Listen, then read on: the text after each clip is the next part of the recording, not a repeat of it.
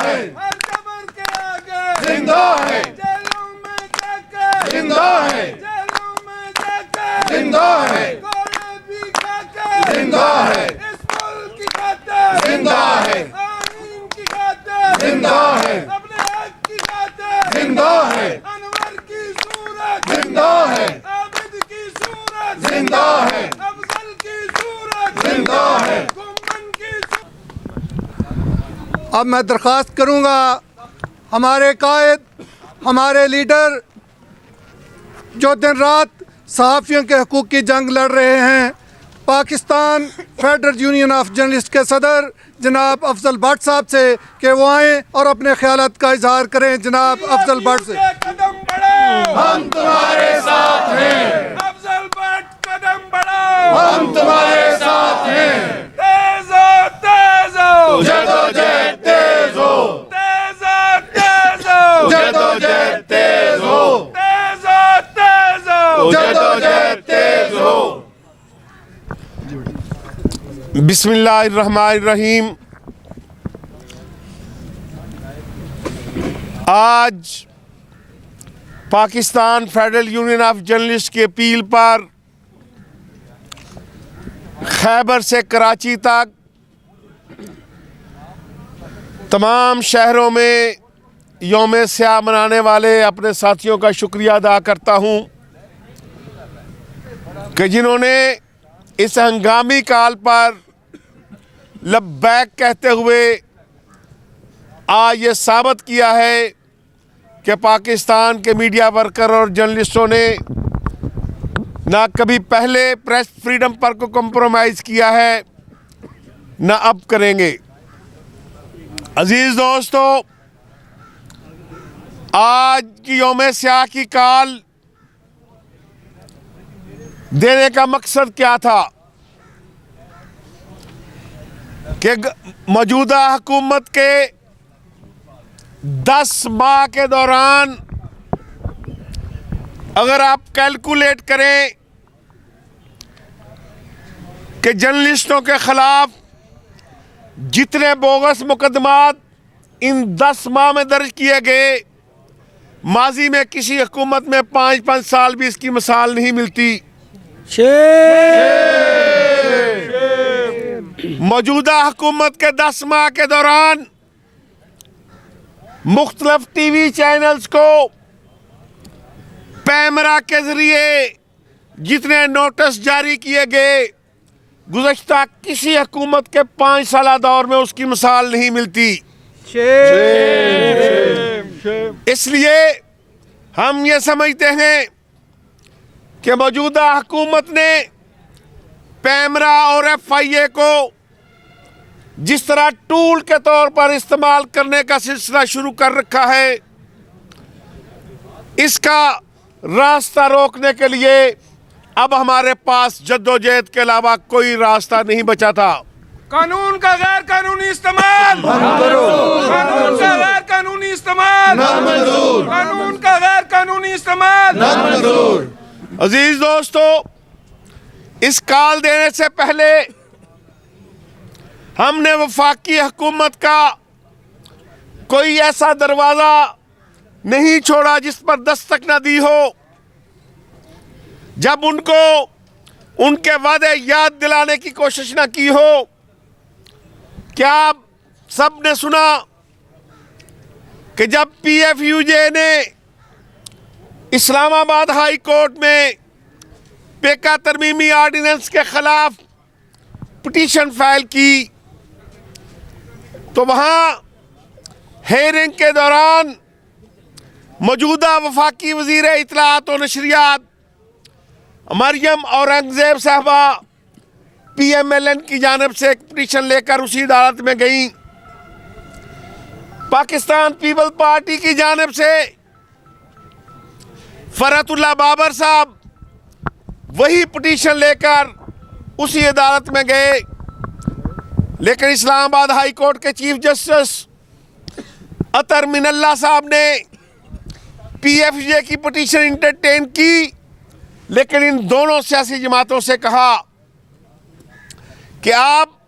अपना किरदार जाकर पार्लियामेंट के अंदर अदा करें। आज 10 माह हो गए, ना वफाकी वजीर इत्तलात को याद आया कि वो एक पिटीशन लेकर हाई कोर्ट गई थी और हमें कहा गया था कि पार्लियामेंट जाएं। ना पीपल पार्टी के चेयरमैन शरीक चेयरमैन बिलावल भुट्टो जरदारी को याद आया कि मैंने फरतुल्लाह बाबर साहब को भेजा था। और हैरानगी की बात यह है कि शायद पीटीआई अगर पार्लियामेंट में होती तो ये बहाना करते कि हमारे पास मुनासिब अक्सरियत नहीं थी, इसलिए हम ये कवानीन में तरमीम नहीं कर सके। अपने खिलाफ नैब के मुकदमात थोक के हिसाब से वापस किए जा रहे हैं, लेकिन जर्नलिस्टों के मुतल्लक एक केस पर भी बहस नहीं की गई, जो बहुत शर्मनाक है, जो बार बार हम इसको याद दिला रहे हैं। इसी तरह हमने वफाकी वजीर इत्तलात को भी बताया, याद दिलाया, इंफॉर्मेशन सेक्रेटरी को भी याद दिलाया कि जब तहरीक इंसाफ की हुकूमत मीडिया पर पाबंदियां लगाने के लिए पाकिस्तान मीडिया रेगुलेटरी अथॉरिटी बना रही थी, हमने पार्लियामेंट हाउस के सामने कैंप लगाया और उनको याद दिलाया कि मौजूदा वजीर आज़म मियाँ शहबाज शरीफ एक दिन में 2 मरतबा हमारे कैंप में आए थे। मौजूदा वजीर खारजा बिलावल भुट्टो जरदारी एक दिन में 2 मरतबा हमारे कैंप में आए थे। इस हुकूमत के मेन इत्तेहादी मौलाना फजल रहमान एक दिन में 2 मरतबा हमारे कैंप में आए थे। महमूद खां अचकजई आए, ANP के लोग आए, अलगरज इस गवर्नमेंट में शामिल MQM के लोग वो आए, जितने लोग इस हुकूमत का हिस्सा हैं। उन्होंने उस कैंप में बैठकर हमारे साथ अहद किया था कि अगर हमें मौका मिला तो हम इस मुल्क से काले कवानीन का खात्मा करेंगे। उन्होंने हमारे साथ ये बात की थी। और मौजूदा वफाकी वजीर इत्तलात और नशरियात तो एक दिन में 10 मरतबा आई थी कि ये बताएं कि हमने पार्लियामेंट के अंदर क्या किरदार अदा करना है प्रेस फ्रीडम के लिए, हमने आपके कैंप में बैठकर के क्या किरदार अदा करना है। लेकिन बदकिस्मती की बात यह है, वही हुआ जिसके मतलब कभी काशिफ अब्बासी साहब, मुबारक ज़ेब साहब और अनवर रज़ा बात कर रहे थे कि अपोजिशन में जब कोई जमात होती है तो यही मीडिया उसकी आंख का तारा होता है। जब उस जमात की पोजीशन बदलती है तो इसी मीडिया को वो अपनी आंख का कांटा समझना शुरू कर देते हैं। और आज हमें उसी लिए ये दोबारा फुटपाथ पे आना पड़ा। इसी तरह अरशद शरीफ शहीद की बात करूं, हमने पहले दिन ये मुतालबा किया था PFUJ ने कि जर्नलिस्ट कम्युनिटी को, पाकिस्तान की सिविल सोसाइटी को ये यकीन दिलाने के लिए कि अरशद शरीफ का ख़ानदान, हम भी हैं उसके साथियों को, उसके ख़ानदान को फेयर ट्रायल का हक मिलेगा। आप इसमें यूनाइटेड नेशन से अपील करें, कोई इंटरनेशनल लेवल का कोई फैक्ट फाइंडिंग कमीशन बनाए जिसमें PFUJ के नुमाइंदे शामिल हों, जिसमें बार काउंसिल के नुमाइंदे शामिल हों, जिसमें सिविल सोसाइटी के नुमाइंदे शामिल हों, ताकि 24 करोड़ आवाम जो है उस ट्रिब्यूनल की या उस फैक्ट फाइंडिंग कमीशन की रिपोर्ट पर जो है वो एतमाद कर सकें। चलो, हमारा मुतालबा नहीं माना गया। अब जो कुछ हो रहा है, पाकिस्तान का एक एक मीडिया वर्कर रोज़ाना की बुनियाद पर जानना चाहता है कि अरशद शरीफ के कातलों तक पहुंचने के लिए क्या पेशरफ्त हुई है। इसके हवाले से ना उसके ख़ानदान को पता है, ना उसके इदारे को पता है, ना किसी जर्नलिस्ट को पता है। इसलिए हमारा ये मुतालबा है कि अरशद शरीफ की तहकीकाती कमीशन में जर्नलिस्टों की बॉडीज़ को और सिविल सोसाइटी को भी ऑन बोर्ड किया जाए, ताकि हमें आपकी रिपोर्ट आने से पहले इल्म होना चाहिए कि आप किस अंदाज में आगे बढ़ रहे हैं। इसी तरह प्रेस फ्रीडम की बात भी मैं करूंगा, जर्नलिस्ट के वर्कर की राइट की बात भी करूंगा कि आज 10 माह के दौरान मुबारक ज़ैब ने ठीक कहा कि मुल्क में शदीद तरीन माशी बहरान के बावजूद मालकान को इश्तहारात के लिए तो 2 अरब रुपए जारी कर दिए गए, लेकिन वो वर्कर जो 10,000 लोग साबका हुकूमत की गलत पॉलिसियों की वजह से बेरोजगार हुए थे, हमारे साथ वादा किया गया था कि उनकी बहाली के लिए हम इक़दामात करेंगे। जिन वर्कर की तनख्वाहों में कटौतियाँ की गई थी उनकी कटौतियों बहाल कराएंगे। अभी तक 10 माह के दौरान इस हुकूमत ने उस जानब भी कोई कदम नहीं उठाया। इसी तरह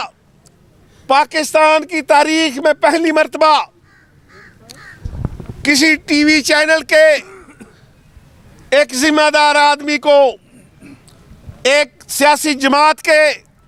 रहनुमा के बयान की बुनियाद पर ऐसे मुकदमे में इन्वॉल्व करने की कोशिश की जा रही है कि जिसमें कम से कम सजा उम्र कैद और ज़्यादा से ज़्यादा सजाए मौत हो सकती है।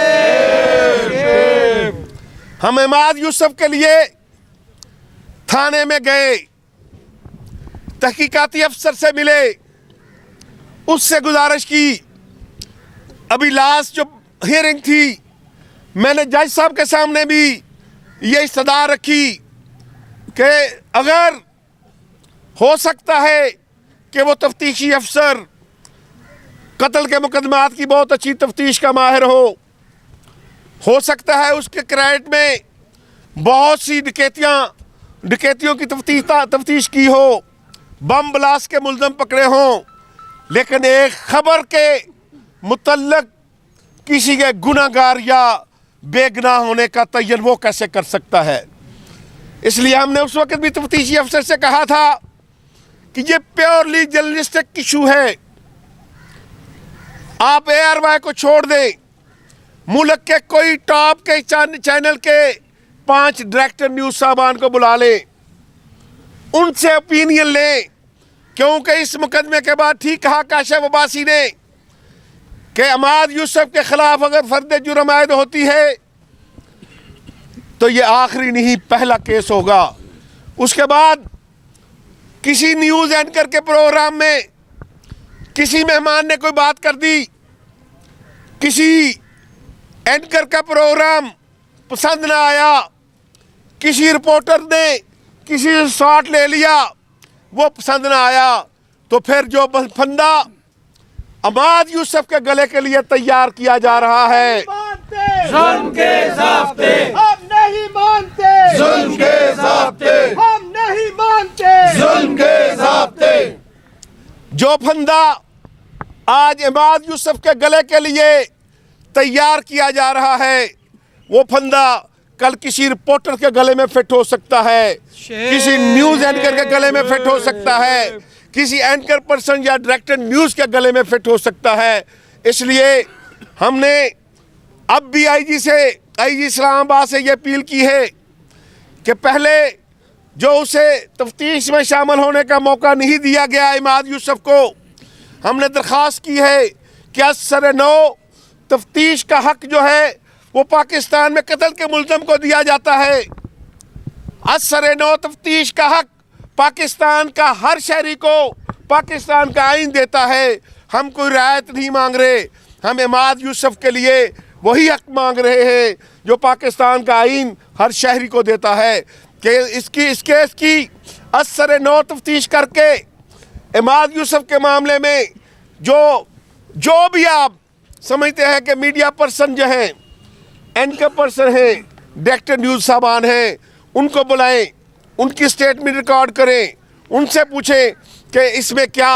इस केस के अंदर किसी डायरेक्टर न्यूज़ का या हेड ऑफ न्यूज़ का कितना कसूर हो सकता है। तो इसलिए मुझे यकीन है कि हम जो बात आज यहाँ कर रहे हैं, ये बात जो हल्के सुन रहे हैं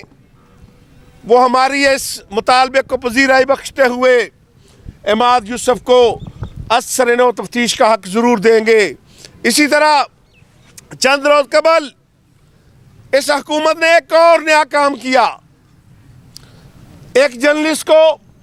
जो बोल टीवी के हमारे रिपोर्टर साथी थे, शाहिद असलम साहब, उन्हें लाहौर से उठाया और जज से जाके मुतालबा क्या किया कि हमने इससे खबर का सोर्स पूछना है, वो सोर्स जिसको पाकिस्तान का आईन प्रोटेक्शन देता है, वो सोर्स जिसको पाकिस्तान के तमाम कवानीन प्रोटेक्शन देते हैं, वो सोर्स जिस पर